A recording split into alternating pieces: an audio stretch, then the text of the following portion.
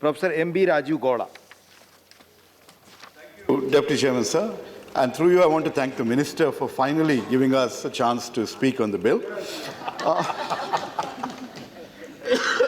Sir, as the Minister pointed out, in society, there are many addictive substances that people like to consume. Alcohol, nicotine, tobacco, these are the different kinds of substances that people are drawn to, and these are also available in society in various forms. Some of these substances we deem to be extremely harmful, for example, drugs, narcotics, etc., and we impose a very significant ban on them. But when it comes to alcohol and tobacco, even though we know that these essentially have negative impacts, we have chosen to regulate them. We have not chosen to ban them.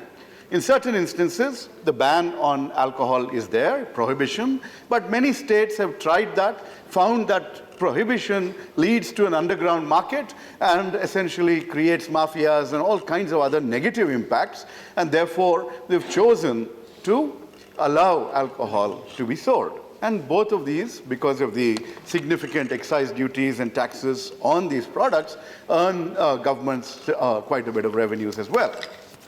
So, Madam, the larger issue is one of the regulation of risk. And there are so many different weapons in the armory of governments to regulate risk. The Minister gave us a little bit of the history of how tobacco regulation eventually evolved. But part of the reason was because we needed scientific proof that tobacco was actually harmful, that it was causing emphysema, cancer, various other kinds of lung diseases, which, as an ENT doctor himself, he was fully aware of. But that scientific evidence had to be there before you could actually go out and do something. So if you trace the history of regulatory interventions with tobacco, they are, basically, they start with a softer intervention like providing information, the statutory warning. Tobacco smoking may be injurious to health. That's how they started. Then, as more information started coming out, as the link between tobacco inhalation and cancer or any of these other lung diseases became evident, you started to see governments taking more drastic action. You started to see regulation of spaces from smoking and non-smoking, banning of advertising so that people are not drawn to these, to start these particular consumption of these particular products. And in his youth and in mine, all of these were very, very prominently advertised. And they used to be aspirational in many ways. People would look at the advertisements and say, my God, I could also be like that. Glorification of smoking. Yeah, the glorification of smoking, as my colleague is pointing out. So that was how it was sold to us, and then we stepped in as governments and banned those advertisements. Even going forward, then there was a societal change. Once it was discovered that it wasn't just the smoker enjoying himself or herself, but there was also the problem of second-hand smoke, that the person exposed to it was also being harmed.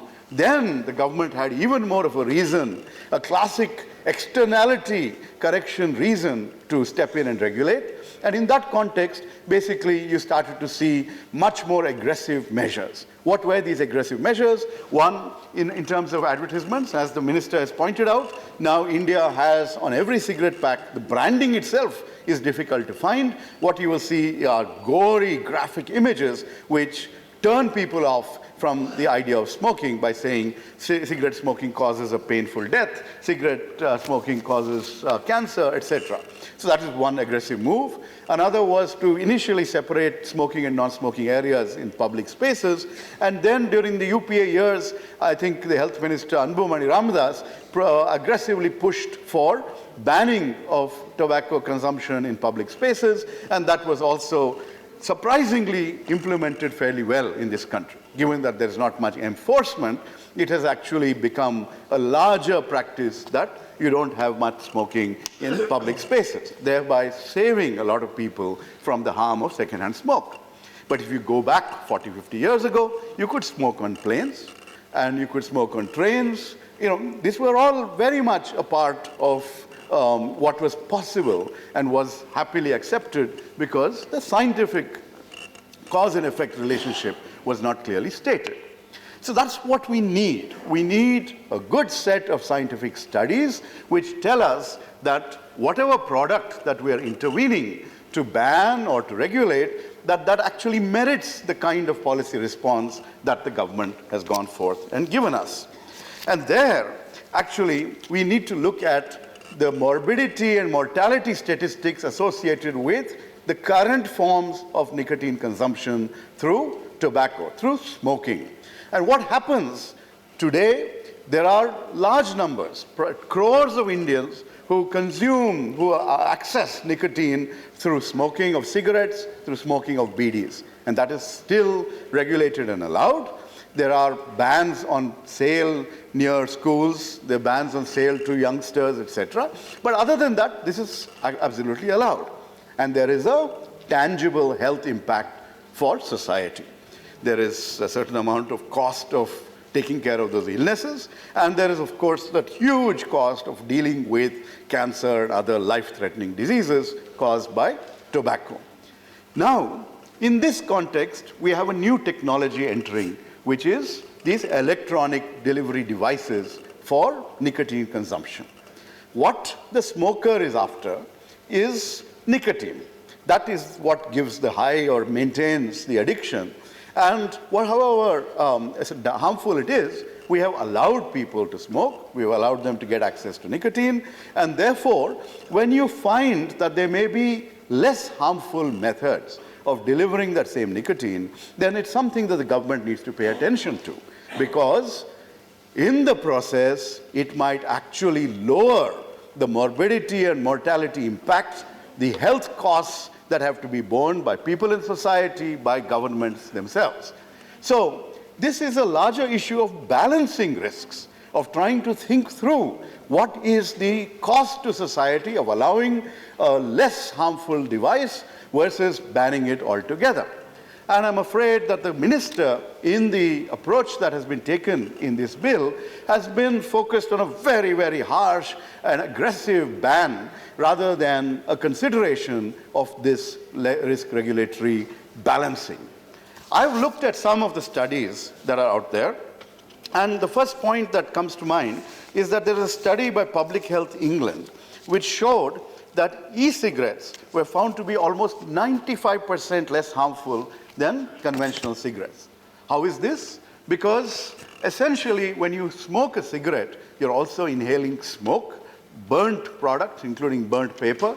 There is tar, there is carbon monoxide. There are various other contaminants that you inhale and which can cause the damage over a particular point in time. Another study that was done in the United Kingdom of a randomized trial of e-cigarettes showed that e-cigarettes have assisted people in quitting smoking successfully. Now, of course, the minister will say there are nicotine patches, there are other methods of helping people get out of their addiction to nicotine. But in this last year's economic survey, there was a whole chapter devoted to behavioral economics. Behavior is something that we need to pay attention to. How do people behave in response to various policy options? And if you can provide a behavioral option which mimics something that they're used to, which is the act of smoking, the act of blowing something out of their mouths, right? Then, and this is 95% less harmful, then this is actually something that should be possibly allowed rather than banned, because it will get people a chance to get away from the more harmful cigarette or BD into something that would be less harmful and will allow them. No addict, I think, really wants to be addicted, but they want to find a way out. And the government could rise to the occasion and provide those alternatives that will help people get out of this addiction. The main argument that has been proffered by the minister is about children being enticed to smoke. He just gave us an example of a random check that was done in schools in Delhi and saying so many vaping devices were found amongst the school bags. This raises this larger issue of what kind of raids are being conducted on our children, but anything is possible, obviously. The point here is, if they were not having those vaping devices, I would argue they would have cigarettes in there. Children, especially teenagers, are prone to temptation. They are prone to peer pressure to try out different kinds of intoxicants. I was a very good boy until the age of 15 when I finished my high school ICSE exam. And the day I finished that, my friend said, we must celebrate with a cigarette and a drink. And at that fairly young age, I crossed that line and discovered what these addictions are all about. I am not saying anything more. My wife and family are opposed to my possible addictions, so I do not publicly acknowledge any of them. But anyway, that's the whole point. Anyway, ma'am, the point is children also are not going to be prevented from accessing tobacco just by taking away this stylish and attractive device. What you can do instead is make sure that this device is available in a very, very restrictive manner. For example, it could be available only in pharmacies and can only be possibly sold as a result of a prescription. There are ways out, which would help smokers trying to kick the habit to actually use this option to get away from their addiction. But that kind of option is not offered under this very, very drastic ban. The other argument that was given was about the United States, some recent epidemic of illnesses that have been caused by vaping devices. But there, what has actually happened is that it's not just e-cigarettes that have been used there. They have added various other substances, including cannabis-laden substances, etc. And those substances seem flavors of various kinds. The damage seems to have been caused by those substances being added rather than the actual product itself. So there, I would argue that what the minister is offering as evidence would not be applicable to India. In the United States, in some states, including cities like San Francisco that he referred to, they allow official sale and consumption of marijuana, of cannabis, of ganja, as we call it. And and that's why these particular substances were added to the e-cigarette devices in the United States. Such a situation does not exist in India. And we don't have free and legal sales, though, of course, we have a cultural practice of consuming marijuana in different forms at different religious and other occasions. But these sorts of contaminants are not a problem in India, and therefore the comparison and justification I would find very, very hard to go along with. So, as I mentioned, a ban, the minister says, has been adopted by about 34 countries.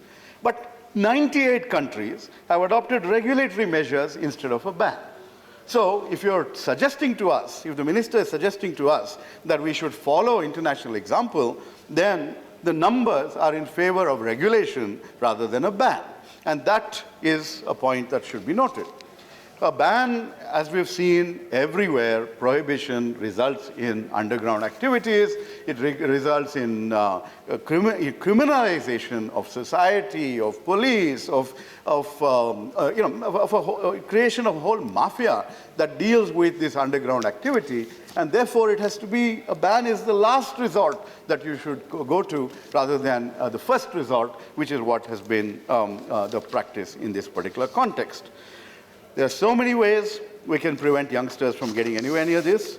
And what we would suggest is, what I would suggest, I'm speaking here more as an individual, is that when the nicotine levels that are possibly inhaled through these e-cigarette devices, when there is a way of sort of reducing the amount that can be consumed as well, then you can actually work with smokers and help them make their way out. So that really would be the way out of dealing with this challenge that the minister points out. And I would urge him, even now, to try and think through how to actually work with smokers to reduce their illnesses, their health challenges by allowing a regulated approach rather than a ban. Thank you very much, Madam.